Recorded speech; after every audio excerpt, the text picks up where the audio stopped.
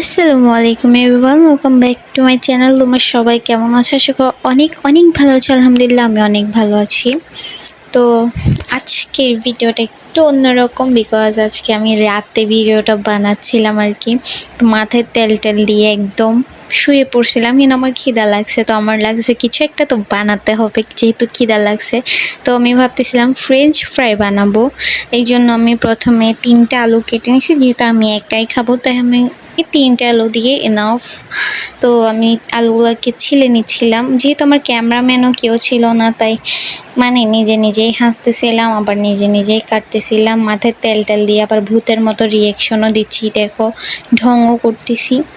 তো যাই হোক, এখন তোমাদেরকে আমি একটু দেখাই আমি আলুটা কীভাবে ছিলতেছি। আসলে ক্যামেরাম্যান না থাকলে যা হয় আর কি, নিজে নিজেই ক্যামেরাটা ধরে তারপর আলুটা ছিলতেছিলাম। পরে ভাবলাম যে না, হচ্ছে না, আমার থেকে ঠিকভাবে ছোলা লাগবে। তো আমি পরে ক্যামেরাটা অফ ক্যামেরায় আর কি আলুগুলোকে একদম স্লাইস হিসেবে কেটে নিলাম। আমার আলুটা অতটাও সুন্দর হয়নি কাটা, আমি জানি, তাও চলে। আর একটু চিকন করার চেষ্টা করবো, আমি একটু মোটা করে ফেলছি, বাট ইটস ওকে, খাওয়া যায়। তো এখন এগুলোকে আমি সুন্দর করে ধুয়ে ফেলবো।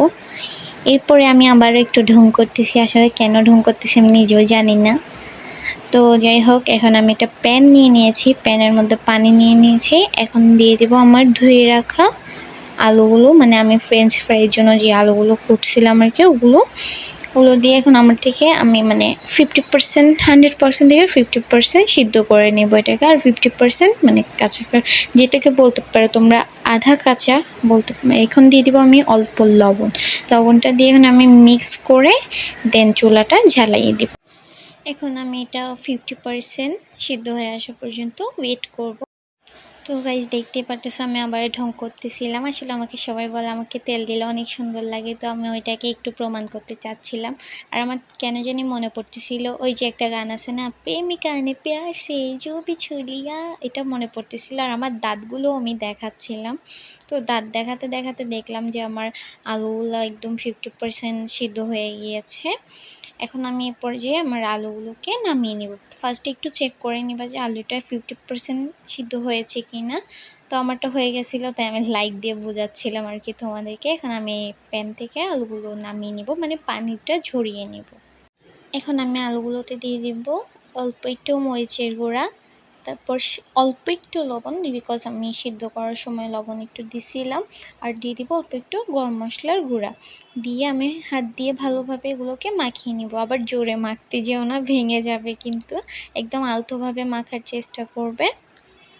তো আমি এগুলো সুন্দর করে মেখে নিব। আমার মাখা হয়ে গেছে, এখন আমি দিয়ে দিব অল্প একটু ময়দা। তোমরা চাইলে চালের গুঁড়িটাও ইউজ করতে পারো, এই চালের গুঁড়ি অথবা ময়দা ইউজ করলে একটু ক্রিস্পি হয়। তো আমি এটাকে ভালো করে দিয়ে মাখিয়ে নিব। তো দেখতে পারতেছো আমার মাখানো হয়ে গিয়েছে। এখন চলে যাব আমি প্যানের মধ্যে। দেখতে পাচ্ছ, প্লিজ ইগনোর মাই প্যান। এই প্যানটা আমার মতো হয়ে গেছিলো। তো এখন আমি তেল দিয়ে দিচ্ছি আর কি, আমি পরিমাণ মতো তেল দিয়ে দিব। আমি তেলটা নিয়ে একটু কনফিউজ ছিলাম, বাট ইটস ওকে, সমস্যা নেই, যতটুকু দিস ততটুকুই হয়ে যাবে আর কি। তো আমি আবার ঢং করা শুরু করে দিয়েছিলাম। আসলে আমি জানি না আমার কী হয়েছিল, কিন্তু আমি অনেক ঢং করতেছিলাম সেদিন ক্যামেরাটা ওপেন করেই।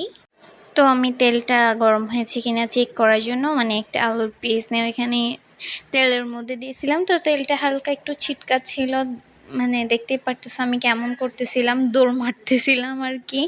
তো যাই হোক, এখন দেখতেছিলাম যে না ঠিক আছে, ছিটকানি কমছে এখন। তো আমার তেলটা গরম হয়ে গেছে, এখন আমি ফ্রেঞ্চ ফ্রাইগুলো দিয়ে দিব। আমি একদম ব্রাউন করে ভেজে নিব। আর এই পাশে যেহেতু লাইট ছিল না, তো অনেকটা অন্ধকার দেখাচ্ছিল আর কি।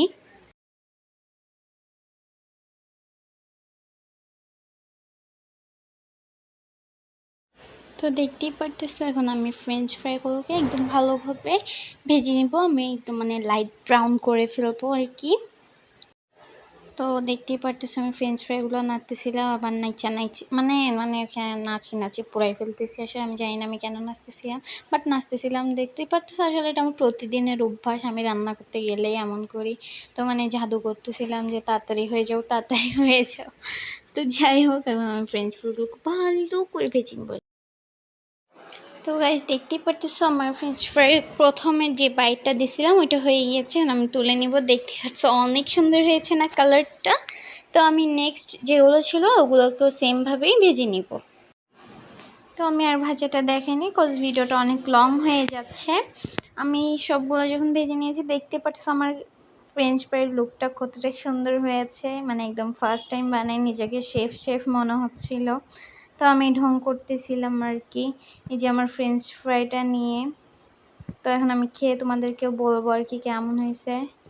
এটা কিন্তু সিরিয়াসলি অনেক মজা হয়েছিল, একদম প্রমিস, আমি ঢং করতেছি না, আসলেই মজা হয়েছিল।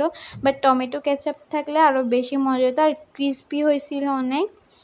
তো আমার ভিডিওটা কেমন লেগেছে অবশ্যই অবশ্যই জানাবা। সবাই ভালো থাকবা, আমার জন্য দোয়া করবা, আর আমার চ্যানেলটা কিন্তু অবশ্যই অবশ্যই সাবস্ক্রাইব করে দিবা।